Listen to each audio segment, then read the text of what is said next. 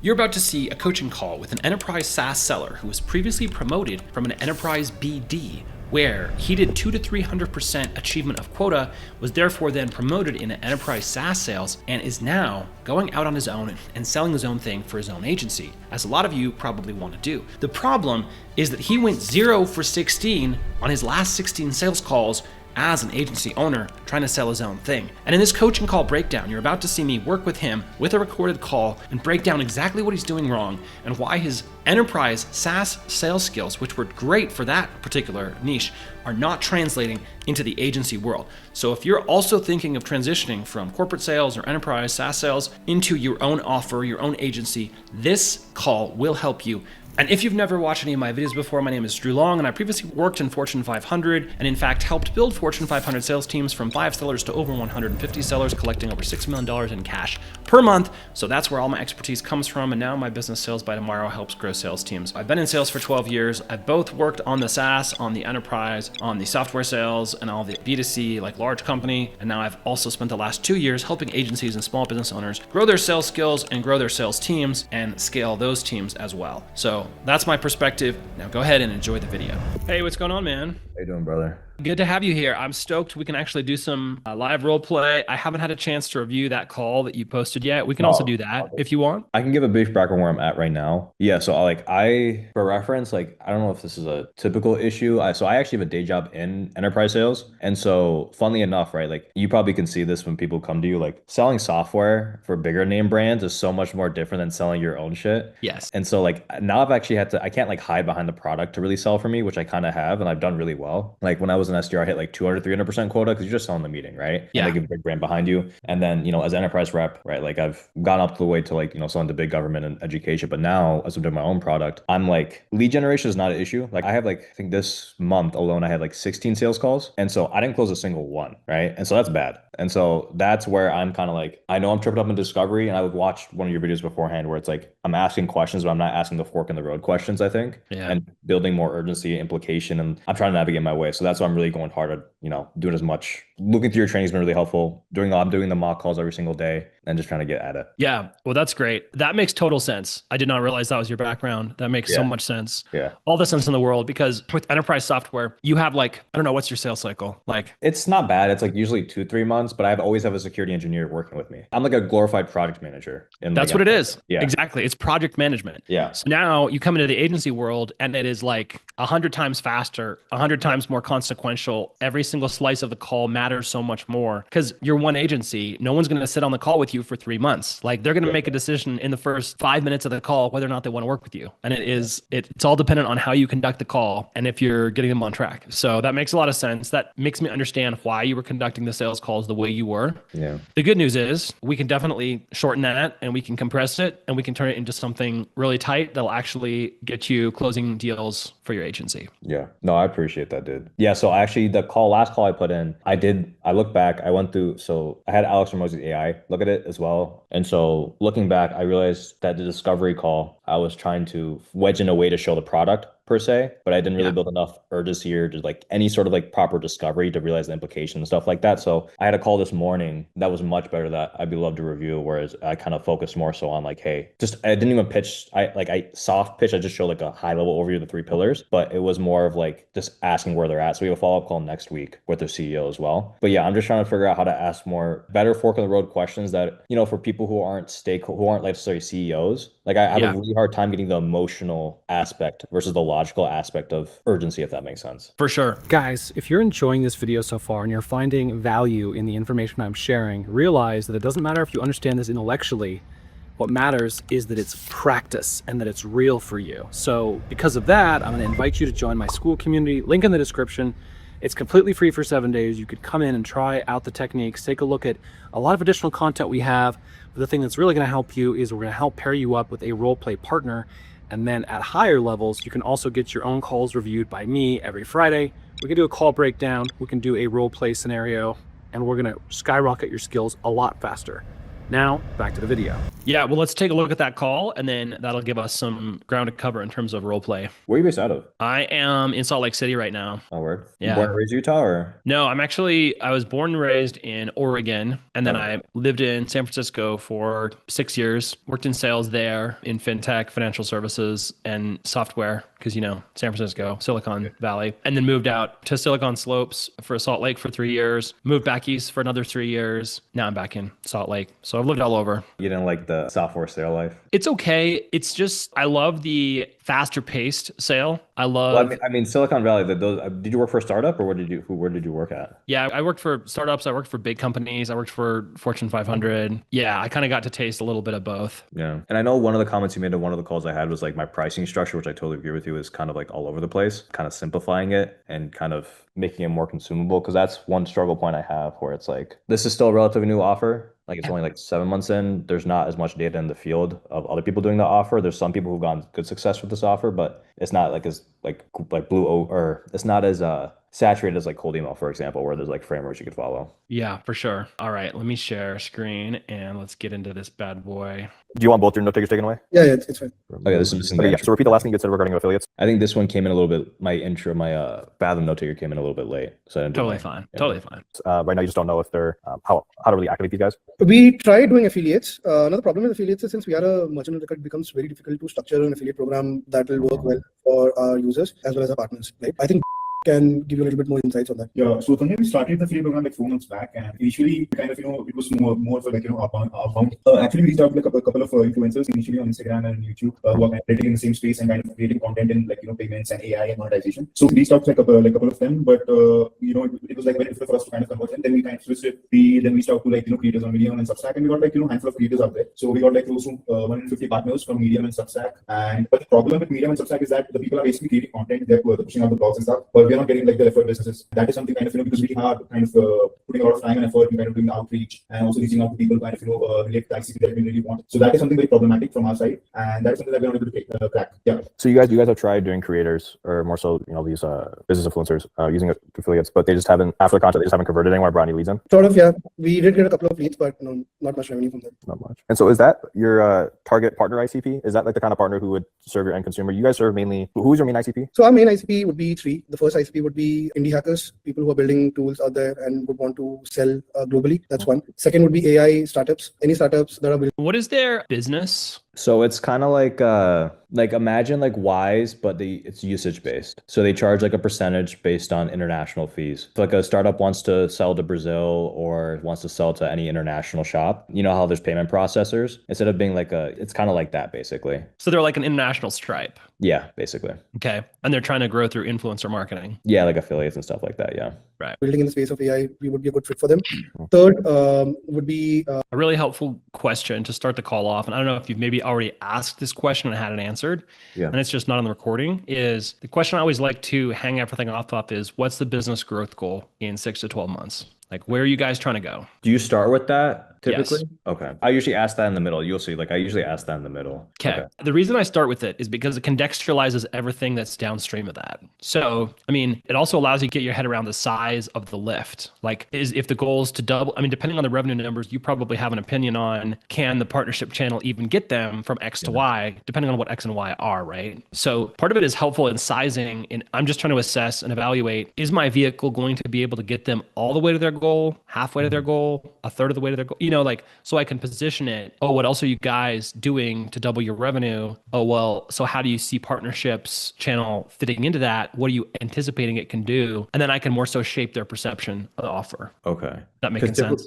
Typically how I start these calls is, hey, pleasure to meet you. Do you have, are you guys a hard stop at 30 just to get time check? It's like, okay, cool. Just real quick then to introduce myself, I've been in marketing 9-10 years, have been partner channels for 4+ years, been working with startups all the way to level of enterprise, helping generate 7 figures plus through partner channels. And so my main goal for here today is see if you qualify for a guarantee and see how can we help you out. And what situation you guys are in. If it seems like it's a good fit, we'll talk about our services. The next call, go to a deeper dive with, your CEO. But yeah, I'm going to leave it over to the floor with you. Like, what led you to take this call? So that's why you're pitching for 2 calls. You're pitching for 2 calls. Yeah. Because you're feeling like there's no way you can get enough information the first call, or that, and like these are 30-minute calls, right? And so sometimes like this guy isn't the main decision maker with money. For sure. Right? Even with those calls, decision makers with money, I find myself like I've tried doing hour-long calls. Some people have said like, hey, I only have 30 minutes. So I switched over. I did 45-hour calls for a little bit, and I switched over to 30 minutes because I was able to get more bookings that way, or less no-shows. Yeah, I find myself I just can't get through my discovery as well, or get through like the entire process as well, which is obviously asking better questions,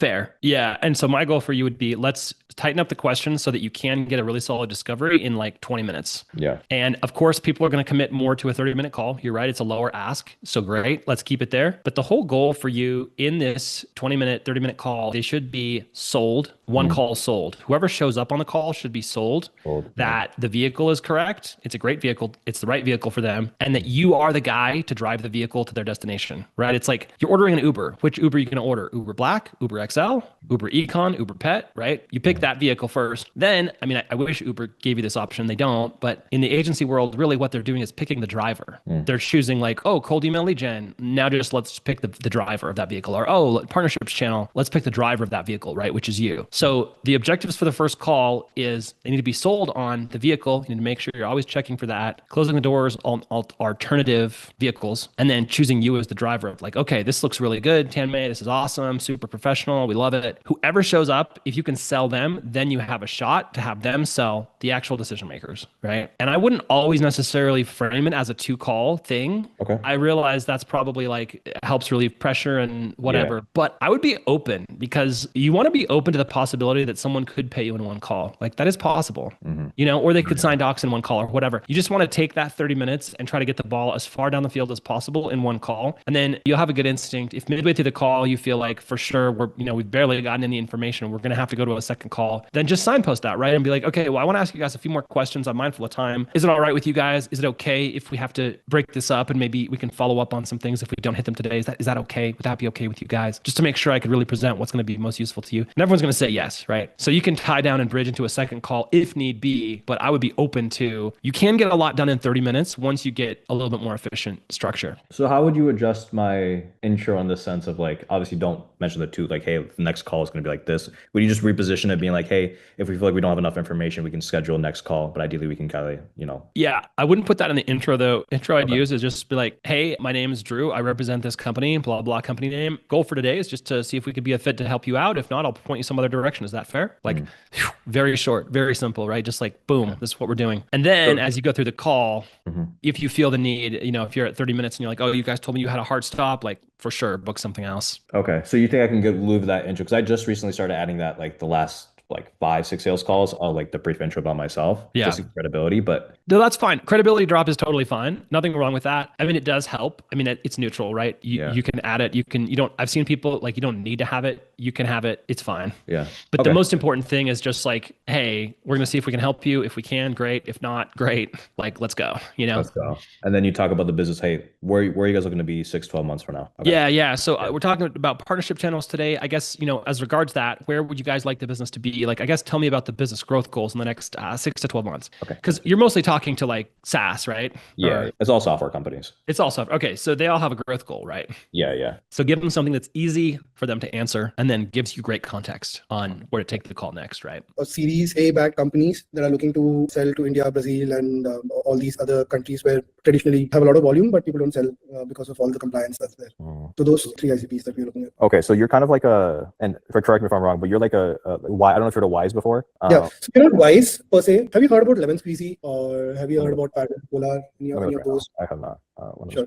So we basically enable companies to collect payments across the globe without them thinking about tax and compliance. We handle the tax and compliance for them while we charge that, and they just work on selling products on using Dodo payments. Okay. So it's like, because in Stripe you have to like make sure you register in certain areas. You have to do blah blah blah. You basically help like, hey, we'll charge you a little extra, but you don't have to worry about it. Basically, is that the value prop? Right. Okay. Yeah, that's the idea. Okay. So your partner, your ICP could probably be. Are you only looking to target those like indie hackers, AI startups? Because I think that this applies to like almost every single business. To be honest, every single small business who sells international. No, it does, but the way that we want to position ourselves is AI startups, right? And we don't do physical products. products. That's number one. Any digital products works. We don't do IPTVs or NFSW, anything that's in that area. We don't sell any of those. What is Deepak? Do you have missed anything? No, we kind of selling digital goods and stuff like Yeah, anything from a digital good perspective, we help them out. Yeah. What revenue are you guys at right now? We are at 1.2 plus as of now. 1.2%. And where do you guys want to go by 12 months from now? Definitely going to double it.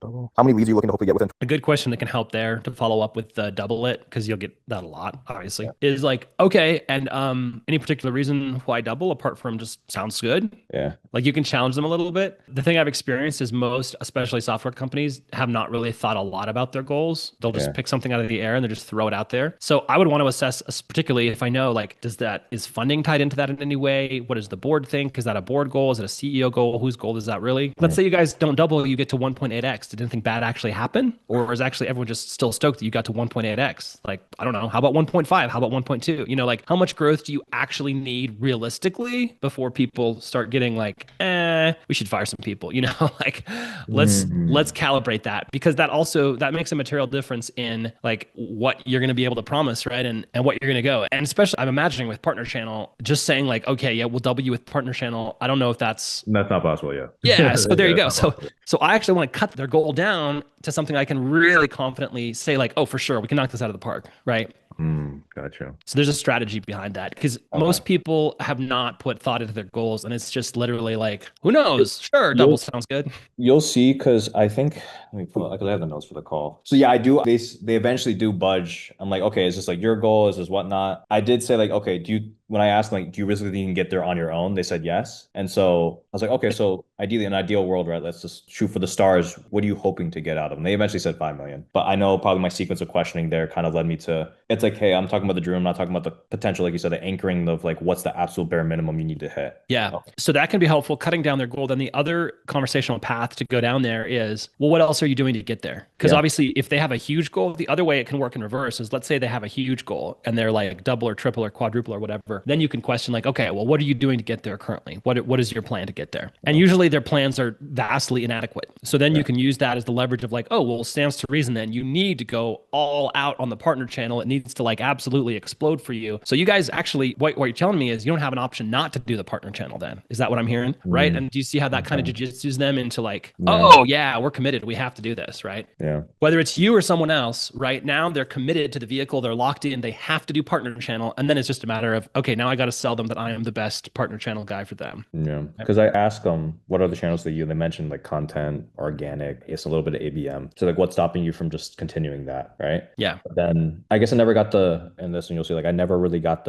we have to do partner channels to really, it's more of like a nice to have in their mind. Sure. That's exactly right. You don't want it to be a nice to have. It can't be a nice to have, because then you're going to get no deal. Right. Yeah. That's where I've been stuck. Yeah. And then you also have to sharpen what they're doing and their plan. So if you ask them like, oh, what are you doing to double? And they're like, oh yeah, ABM, content. Then the next level is you're like, okay, what kind of results are you seeing from those channels? Yeah, what kind of results? And the results are crap, right? Most likely. If they're like, oh, they're amazing, they're blowing up beyond our wildest dreams, then you're like, oh, well then why do you need partner channel? Seems like you could just keep doing that. And then either they get off the phone, unlikely, because they're probably just blowing smoke. It's not actually going that great. Yeah. Or they're like, oh, actually, it's not going that great. We need partner for sure. So either way, it kind of leads back to they need the vehicle, right? That's kind of your jiu-jitsu, is you want to figure out like, okay, what's your plan to get there? How are those other channels performing specifically? And don't let them get away with some BS like, oh, they're pretty good, or like, they're all right. They're doing good, so far. Too early to tell. They have concrete examples. They have concrete results. Stick with it. Get those numbers. And then when those numbers inevitably fall short, you're like, oh, okay, it makes sense why you'd want to add more channels. Those channels doesn't look like they're really performing. I mean, in your opinion, are you going to get there with just these results you've gotten so far if they continue? Well, no, we probably won't get. Okay, then you definitely need to add on partner channels, right? It's a tie down. Okay, define the tie downs. Okay. Yep. You're building this inescapable logic of why they need the vehicle, and they need it now. In 12 months, at least from its partner channel? You have an idea on that? I don't have a proper idea of it. Okay. But that should be something, that adds to the revenue that we use on target. Yeah, if I had to put a number on that, maybe at least 30 to 40% of our revenue should come from partners, because I feel partners are a pretty good channel for a company like Dodo to grow. So if, let's say, we're targeting about 3 3 to 4 mil to reach that point. So 30%, 40% of the revenue should come from that. Okay. No, I agree. That's pretty standard for the industry. 30, 40%. Okay. And then ideally, right, are you guys looking to eventually raise funding? What's the purpose of adding another channel for this kind of thing? Yeah, obviously we will be going for another round of funding. I don't have the timelines, but should be within a year or two. So having growth in the pipeline will actually help us. Number one, get a good amount of funding. Number two, gives us a lot more value when we start negotiating with them. Okay. So there's another place you can push on. Well, like how much do you think it would help having growth in the pipeline? Like how much negotiating leverage do you think that would actually give you? Yeah. Like in I didn't dollars. quantify how much, Yeah, basically. you got to quantify because that's huge, right? It could be massive, right? If they're valued at 8x versus 5x or whatever, right? That's huge. Right. So then it becomes about justifying your cost and their investment based on what they can get out of it. So again, you always want to have that big number to compare to so that the investment in you looks teeny tiny by comparison. So having growth in. And then right now, are you guys purely selling to India-based companies, or do you have any sort of other geos or? Yeah, I think we are focusing more on US-based companies as of now. Okay. India is just a outcome of all our organic activity, but our focus is US, UK, English-speaking regions basically. And so for that funding, what is the purpose behind it versus saying bootstrap? Are you guys looking to get more hires to start scaling more? Is it looking to hopefully to look at M&As, mergers and acquisitions? What is your kind of goal for funding to kind of grow? So the major goal for funding is obviously growth. We are in a very good space wherein we actually don't require funding to grow. Okay. But the idea is to get the funding to push that growth, maybe 10x what we would be doing right now. So, yeah. Okay, push 10x. Which we definitely have to hire more people as well. Is it right now like everyone's kind of doing everyone's job? Like is there kind of like overloading work right now, or is it more so just like, hey, we just want more hands on deck? Yeah, I would say right now a lot of us are doing double work. I would say. Okay, yeah, I mean it's a startup. I totally get it. Yeah. Right. So we are doing more than what we should be doing. Yeah. What's the idea? So like how many hours are you working right now, and how many hours do you want to get to? Because I always like working from like the end goal in mind. And so like how many hours are you working right now, and how many hours do you want to kind of buy back from kind of building a system? Okay, where are you going with this? How is this? As in, I guess this was my attempt of trying to figure out what is the, not dollar amount, but what is the time they could save by implementing a system for this. For partner channel specifically? Yeah, because like I help them. I don't sell partner channels on behalf. Like my offer, just for reference, is like we help you build systems to help generate more partner source opportunities. And so we're not partner facing, we're not client facing, but we help you get more partner recruitment calls. We'll help you build enablement activation materials to help you co-sell and build workflows so that the nitty gritty tasks like doing the Excel spreadsheets, the dashboard, stuff like that. We build it for you. So it's like buying back their time. So yeah, so it's like the plumbing for the partner channels, basically. Basically, yeah. Like they're still having to be partner facing, client facing, just because like internally, right? Like candidly, I've actually been exploring because I've been talking with a couple of CEOs. I've been like adding a consultancy or hiring staffing arm for this offer, where it's like because it decreases the effort and sacrifice, right? Yeah. On their part, and so that's what I've been exploring right now. But as of right now, that's kind of the offer. So if I'm these guys, and so just like give me the briefest and most simple explanation. If I just paid you a bunch of money, whatever you wanted, and had you wire up all my plumbing for my partner channel, then all I'd be left with doing is blank, fill in the blank. What's the blank? Talking with the partners and co-selling with the partners. So does that mean I have like a weekly partner call with all of them as like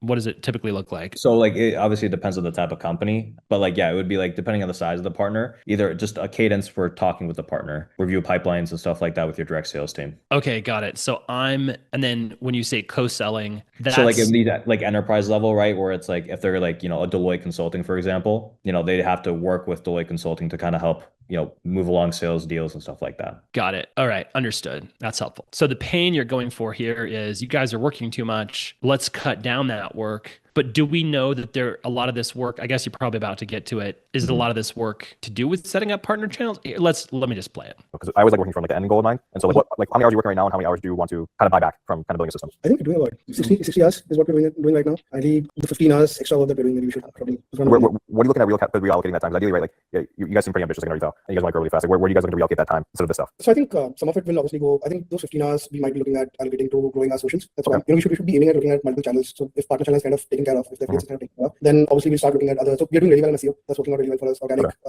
I think founder-led growth is happening for us on Twitter and LinkedIn. That's working really well. The next part of this would be to grow our social media channels, the official social media channels, and start creating content. So it could be anything. It could be podcasts, webinars, it could be events. Yeah. So those are things that we want to do, but right now we don't have the time, not bandwidth to actually go ahead and do it. Okay. No time or bandwidth for now. Okay. But ideally you want to get those 15 hours spot back so you can focus more on those other activities. Okay. Okay, cool. So I have an idea for the end goal in mind. I do 30%, 40% revenue by partners. Obviously focusing 10x, buy back those hours. Ideally raise funding so you guys hyper growth scale. What revenue? You said hopefully double by next year. correct? Yeah. Okay. I'm saying that I'm being realistic. I think 2x is what my goal would be, but my CEO would probably say 5x of that. Do you think it's right now for what you guys are doing? Like if nothing changed right now, do you think you'll hit that 2x mark or no? Yeah, I think we should be. You should be. Then I would suggest then. Okay, so this is the problem with setting the question up this way. If you ask them, based on what you're doing right now, are you going to hit your goals? Everyone will always say yes. Yes. Yeah. Because ego, right? Yeah. Like Yeah. no one, if you ask someone, are you going to hit your fat loss goals? Yeah. Are you going to hit your bench press goals? Yeah. Are you going Yeah. to hit your education goals? Yeah. Because like Yeah, humans yeah. are irrationally optimistic about the future, and we want to protect our egos by assuming we will succeed at everything we do, which is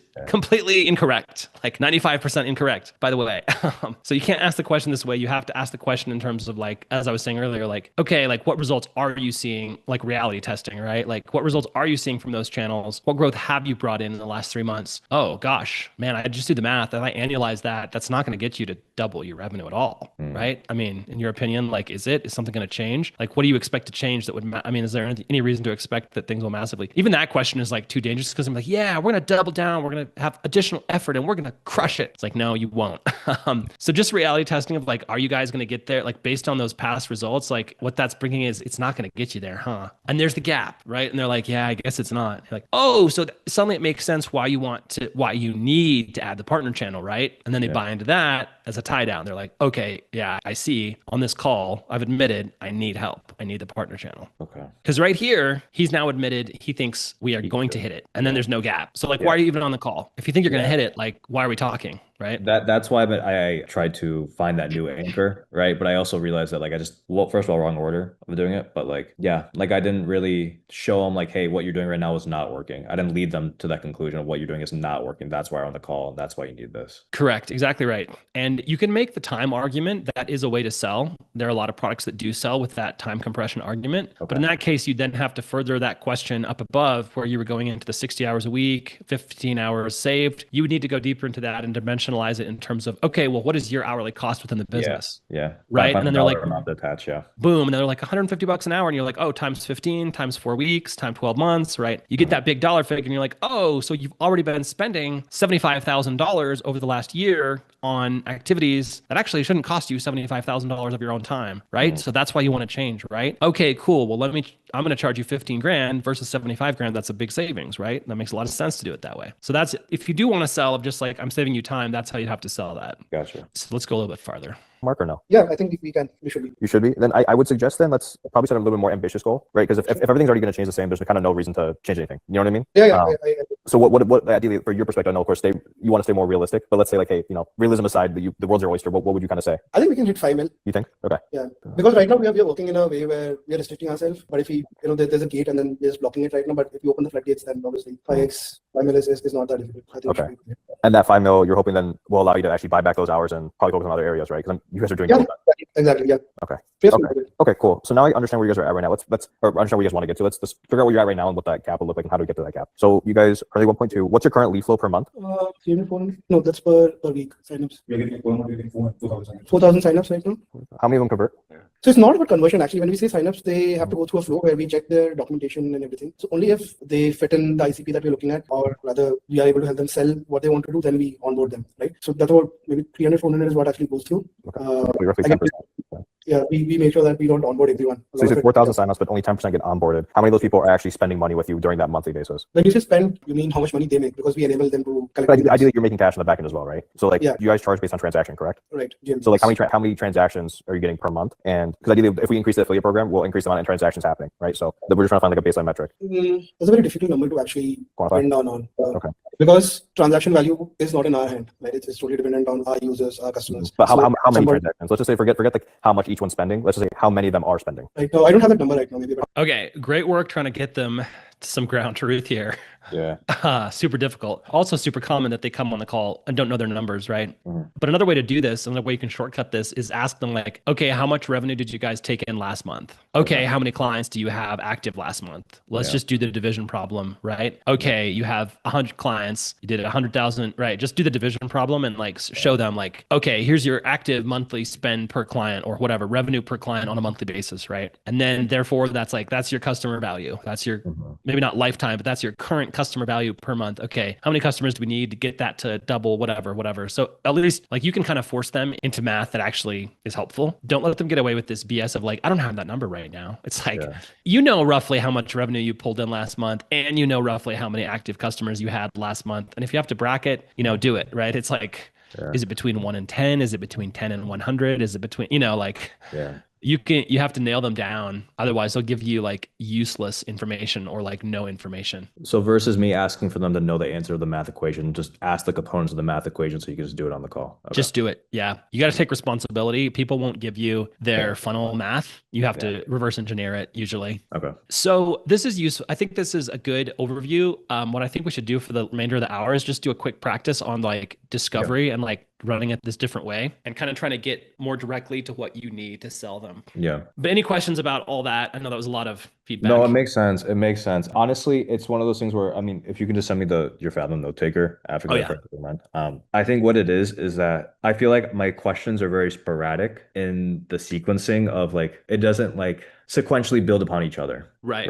And it is, I feel like I build tension in one area and then I kind of lose tension because I'm asking another surface level question. Yes. That makes sense. So that's where I kind of struggle with like, how should I go about questioning my framework or, framework of my questioning that leads me to build upon and then eventually, lead to the pitch. Yeah. I'll share with you kind of what I recommend in terms of like the discovery sequencing questions. And then you'll see how it kind of gradually builds. It's not obviously like a paint by numbers thing. You're going to have to modify it, but there's enough good questions in there that you can kind of string together. Okay, these questions make sense. These don't. But the whole point, you're right. Discovery is a tension building exercise. Yeah. And the point is to build the tension and then hand it to the prospect. They have to resolve it. And all those questions that I was advising you to ask, do that, right? Like, what's the goal? Are you for sure that's the goal? Maybe that's not the goal. Are you sure? Okay. Yeah. This is the real goal now. What are you doing to get to that goal? Is it adequate? Oh, it's not adequate. Okay, we've uncovered a gap. So then the whole rest of the call, it's like, well, what are you going to do to solve that gap, right? Like that's sort of like the tension we hand back to them. And then the rest of it is all just tie downs on, is this the vehicle for you? Are you sure? Why? And then here's how I do it. Here's why I do it better than everybody else. Here's why you should prefer me. Does that make sense? Does that help you?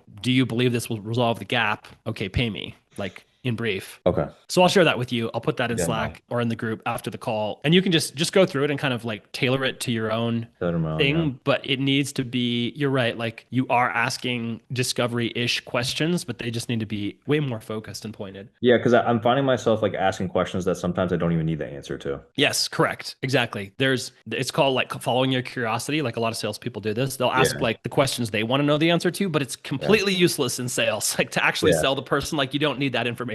How do you balance teaching and like questioning sometimes? So like that's where like that one call I put in the school group where I realized like I'm teaching way too much and I'm just falling victim because I think it's a solution selling kind of trap where it's like, okay, you want to talk about your solution. As you get better about like knowing about your domain of expertise, I'm like, okay, shit, like no, it's actually this, or you should go through here. But like, how do you balance that act where it's like, for example, right? Like I asked him like, oh, you guys could probably go for more ICPs, for example, right? Should I even mention things like that? Or like, how do you balance that? No, that was actually good. Okay. It's like the spice that makes a dish. It's like a very little bit here and there sprinkled throughout the call will enhance your expertise, build rapport, but you don't want it to be so heavy that they feel like they're getting tons of value from the call, right? Yeah. Because then it's like a free consulting call at that point. If they're like, oh man, let me write that down. That's free consulting that you should charge for, right? You're giving the product away for free. You want to spice it up and drop just enough knowledge where they know that you know what you're talking about. And it also comes out if you ever talk to them about previous vendors or other vendors they're interviewing for the same thing, you can get a lot of leverage and mileage out of asking them what the other vendors who have failed have done. And then you describe to them why that failed and explain away those failures. So that's an almost universal in B2B is they've tried other vendors that sucked and they failed. If you haven't experienced a lot of that yet, I'm guessing you probably will. Yeah. Your offer is a little bit more niche and less common, but with something like cold email lead gen, it's like everyone's hired like 5 cold email. Yeah. I actually had an intro call where they compared me to cold email lead gen. So I was like, they asked like, oh, I've talked to one of your competitors. I'm like, really? I know most of my competitors. Who have you talked to? And then he kind of backtracked. I was like, okay, so you do more than that. And then the second call I actually fumbled because CEO couldn't make it to that call for whatever reason. champion. And I met like the other champion who was on that call, and it turned into like a basically as a consulting like level call, right? Yeah. Like I did some work up ahead of time. I don't know so I see some people in the group being like, hey, like, you should show prepare. Like obviously this is for most beginners, at least in the group, right? Like I'm like doing like D100 level style. Like I have like, for example, there's one, I went in person for this $100 million company. I met their GTM lead, I met their VP of revenue, I met their partnership leads. And so afterwards I have a block set for April 14th to where I'm going to meet like, them again, kind of closing things off. But like I then like built some assets for them ahead of time, showing some of the systems. Like I did like a little like quick walkthrough. I didn't really pain discovery as much. And so like that's where I'm really trying to find a balance of like maybe this is insecurity on my part where I'm since I'm a newbie beginner, I feel like I have to prove my value of like, okay, I know what I'm talking about versus like, you know what I mean? Because I'm so used to that solution selling where you kind of have the product, you show the product, you show that like the use cases after you talk about some questions where I don't know if I should even go down that route. You know what I mean? Yeah, I mean, you're not selling software, you're selling a service, right? In this Yeah. case. So that's the difference. Is software, you have like a demo section, right? Where you're Yeah. like, oh, look at this. And you tailor the demo section to their specific pain points, right? Don't show the whole software, don't show everything it can do. You're just showing what specifically they care about. The difference in service is like, I mean, you're still tailoring it to what they care about, but there's not like a demo. And you do want to, like for this client, this prospect you're talking about, you need to convey competence. You need to convey that you're an expert, but don't feel like you have to do a ton of free work for them, unless that's part of your sales process, which for a Fortune 500 or a Fortune 1000, it may very well be. Like I've sold bigger companies like Fortune 1000 because I was like, here, let's just do a trial. It's $1,000 or whatever it is. Like it's a nominal fee, but I'm going to give you this 15-hour consulting project and you're going to see what I can do. And then if you like it, let's talk more, right? That's a valid way to sell a bigger company because usually they won't just hire smaller vendors just like on a sales call. Usually they're like, well, let's do a limited test. And that also gives cover for all the people inside the company to say like, oh, we're not just wasting money. We're not committing to a year with this guy. No one knows him, right? He's a small company. Yeah, eventually they were like, oh yeah, like one of the guys, because he's from BCG McKinsey. So they're pretty good stacked. I mean, they just had their US headquarters in, and they were saying, oh, one of the objections they gave, soft objections they gave, like, why don't I just get a consultant to do this, right? Because they have the network for it. And so I didn't fully handle that because he had to leave midway through the call. But yeah, they then eventually said like, hey, what if we do like versus you doing the whole system, you teach us how to build a system, right? That's great. Yeah, as a downsell. So I offer that. We'll see how it goes. But yeah, that's where again, maybe this is an insecurity complex thing or whatever. But I feel like all my bottlenecks are just purely mental in terms of just like I can figure this out. Like I'm getting the volume. It's just once I like unlock, like clean up the faucet, like it'll flow through. So I don't know. Yeah, 100%. And it's totally normal. You're also transitioning from a way different sales cycle. Don't beat yourself up so much. It's like a compression of like 3,000x compression of like the sales cycle time. So don't beat yourself up. Don't get in your head about it. It's just all mechanical tweaks, right? We just have to change the mechanics of how you're doing it. So I've tried using scripts, and this is like what I've done. What I do now is more of like a general flow. Do you suggest I kind of have like a more loose script of just like questions and then kind of go from there? I would do question-based selling. So you want to have kind of the questions and really even just the categories that you need to check off through your discovery to have a complete discovery, right? And generally, it's similar. It's like BANT, right? Is what I go by, budget, authority, needs, timing. But within that, there's a lot of different ways it can go. So as long as you're kind of processing through the general categories and you're really just looking for the gap and the problem of like, do these guys actually need what I have? Do they have a problem that can be solved by me? And like, let me be open to, that could look different ways, but I'm looking for the problem that I can actually solve competently and with a high degree of confidence. And if it's not there, cool, that's fine. I can't help you guys. Like you guys don't really need this. Just being totally neutral about it. And then for like the budget questions, like towards the end of that call, I did ask like, hey, do you guys have the budget for like a service like this? And they always, I found like I always try to dodge it. It depends like the price point and stuff like that. Like, I don't know if there's a better way for me to frame that question or better timing for me to ask that question. Yeah, the whole framing, everything we did about cost of inaction, cost of the current, right? All that dimensionalization, that whole thing is to really establish the budget. Like I actually was just on another call with a B2B seller where he completely fudged the ROI question, and it was with like a real estate broker. And like, because he was going more towards like, oh, well, can you guys afford this like, 4-figure fee? And they were like, yeah, we have the money, but he wasn't addressing the ROI. So the whole point of dimensionalizing is to put your fee or whatever you service costs in context of like, this is what you stand to gain or lose if you don't do this. this. That's the budget. So like, if you tell me I'm going to make, $1 million and it only cost me 50,000, well, then of course I'm going to find the budget, right? Because it's like an insanely good ROI. It's like, if there's an ROI, then budget must exist, or there's like a logical fallacy within their business. Because like, if you can't find, I think I saw one of your videos where you tied down where it's like, hey, or I think one of the notes you gave where it was like, for you to hit that $1 million mark and to, save $15 of your time that you value at, let's say like 750,000, whatever, it would cost you 5,000 per month, roughly 15,000 total flat just to hit that 1 million. yeah. Okay. Is that worth it? You tell me. You can be completely neutral here. But like, if they believe, if the math is their math, the logic is inescapable. Like, you have to have the budget for this. Maybe I'm just not doing enough math before I ask that question. That's what it is. I think so. Because if you just ask out of the blue, what's your budget? It's Yeah. like, people know that it's a lead into the price and they're like, well, I don't. that's a negotiation, right? Yeah. So I guess of course I know we're going up at the time. I appreciate this too. This is really, really good. Awesome. What do you suggest, I guess, 3 action items I can take to kind of really focus on? So rebuild your discovery. I'll send you a link for that so you can work off something. 2, just practice the discovery. Practice going through it like smoothly, efficiently. And then sub goal 3 within practicing discovery is practice dimensionalizing, right? Practice getting those numbers out, practice doing all that math to set up the logical ROI argument, because it's B2B, right? As you know from software, it's not a hugely emotional sale. Right? No, it's not. Yeah. So in a logical sale, we have to have really strong logical evidence of why they should do this and why it makes sense mathematically, logically. So we got to build the logic of the sale, and it has to be very ironclad. So I would say work on that. Okay, cool. Yeah, I have mock calls all next week actually, and I'll probably pop by your thing next week as well. Awesome. Yeah.